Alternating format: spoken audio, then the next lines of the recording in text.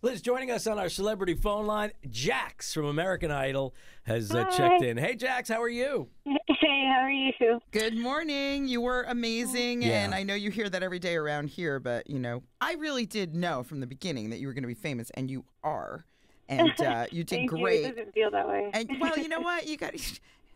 I know somebody's going to win and somebody's not going to win, but that doesn't mean that you're not going to get an amazing record deal and be famous because people love you. Yeah, you're so talented. It's unbelievable. I have to ask you, there you are, the three of you are up on that stage, and I'm sitting there thinking there's no doubt in my mind that it was going to be Nick and you in the finals. I just didn't even doubt that for a second. I didn't even realize at that point that the judges weren't seated and the curtain was down, because we were watching as viewers on TV. So what a kind of strange moment that is, the way they did that. Yeah. Yeah, I never got to see the audience that night, or I saw my family backstage. But I found it to be really weird. I'm not gonna lie, I was disappointed. To me, it was a little disrespectful since I worked so hard to get to that point, and not only did I work hard, but the fans worked hard, and the judges worked hard. They put a lot of energy into making me the best artist I can. The crew, everybody, to not have. Everything you did, everything you did had the judges' feedback, and I think Keith Urban would have been shocked because with the words that came out of his mouth week after week, I think he had you pegged as the winner, don't you? Yeah. I don't know. They've been brilliant with me this season. I think that I've taken everything they've told me to heart, and which is why it was so sad for me to just not even get to make eye contact because I didn't get to see them or the show. And I don't know who was behind that part of it, but I really needed that closure because I felt so guilty myself not being able to thank the fans and the judges, and my parents had perfect attendance. Every show. So and it was just really hard. You don't get to even talk to the judges backstage. Backstage, you couldn't have said, there was no interaction other than you having to, interrupt the moment with Steven Tyler to talk to them. I did not. Harry had come up to me after the show because he was really. I know Harry was kind of angry at the way the process went down. He said it was kind of inhumane, and he was really trying to make my family feel better about it. He was so sweet to me.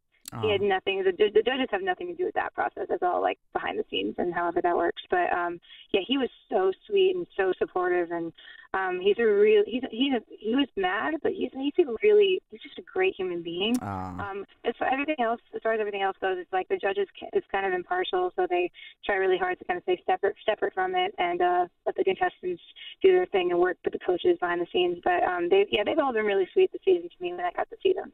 So let's talk about the difference from when you first started and what you were thinking about and dreaming about and hoping it was going to be like to today. I mean, it's a great experience, right? But tell us about that. Yeah, my life is so different than it was. It's so crazy. I didn't even think that I was going to get the golden ticket. It was there, and it's less theatrics, and it's pretty quiet in that room. It's kind of tense, and it's way scarier than you think. And I really was in the beginning, I was all right, well, at least I got to this point. I get to sing for these three amazing legends. And then I ended up in the top three in the finale, and I don't even know how. It felt like it was overnight. It was all a dream come true. Now, when the three of you were on stage and you guys are getting ready to find out the big answer, who's going to make it to the final two, the three of you guys, you and Nick and Clark, all of you guys got along really well, and it's kind of a bonding thing at that point? Yeah. I'm best friends with Nick. He's one of my best friends in the world. And Clark is unbelievably talented. I love Clark. I love all of them. I mean, we're all family behind the scenes because there's no one in the world who's experiencing what we're experiencing at that time, and it's so intimate and so scary, and it's it's so raw, and we're really, we're stripped down of everything almost. Our hearts are on our sleeves. And now you're going on tour with them, right? Yes. I'm so excited. 38 cities with the fam. It's so exciting. Big deal. But I also think, for a guy that invented pretty much Taylor Swift, I really think that he or somebody else is going to come after you and turn you into a superstar anyway. Scott, I don't know what I would have done without Scott this season.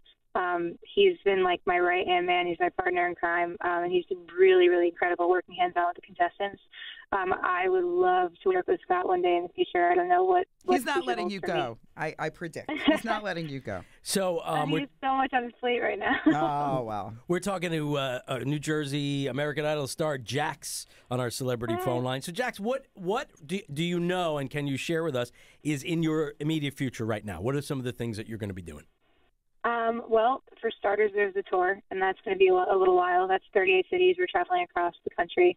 And then after the tour, we have to, I guess, play it by ear. I'd like to start recording a record and putting some music out there because everybody deserves it. The Jax Pack deserves it. And I promised them some good material, and I have a lot of material after the show because it was super emotional. So, well, we've got, we've got an opportunity for you to talk directly to your fans. You didn't feel like you got that opportunity. Go ahead. Talk to everybody who loved you and supported you and behind you. Make believe you're on that stage right now and say the things you didn't get a chance to say. Oh, my gosh. Thank you. This is awesome. Okay, what's up, Jax Pack? You guys have been my family, and you have been the greatest people in the entire world to me. I finally feel like I have a rock and a support system, and you are 90% of this and the reason that I have my stage. I could not have done anything on this show without their love and support and their beautiful weirdness and their kindness to me. And they're such an army, and you guys really are my family, and I love them so much, seriously. And thank you for giving me the opportunity of a lifetime, the platform of a lifetime, and thank you for giving me the chance to change the world. Okay, that's Jax. That's wonderful, and I feel like everybody kind of had that in their heart, but to be able to say it and know everybody heard it, I'm so glad you had that opportunity. Couple of things. Number one, we're gonna lock you down to as big of a star as you become. You have to promise to continue to take my phone calls, not Liz's, but you have to promise to take mine. And we're going to be out and about all summer. And if you're around, Fridays on the Boardwalk in Asbury Park, we do our show live from there.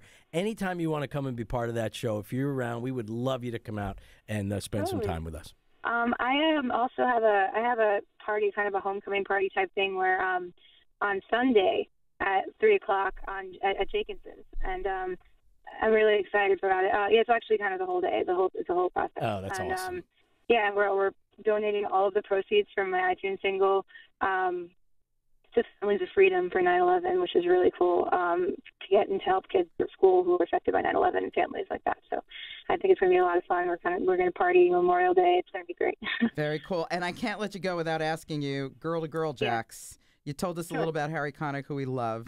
You have any dirt on Steven Tyler or Keith Urban or even J-Lo? Like what they're like behind the scenes, what they're really like. Are they cool, awesome, great, or are there diva mentalities?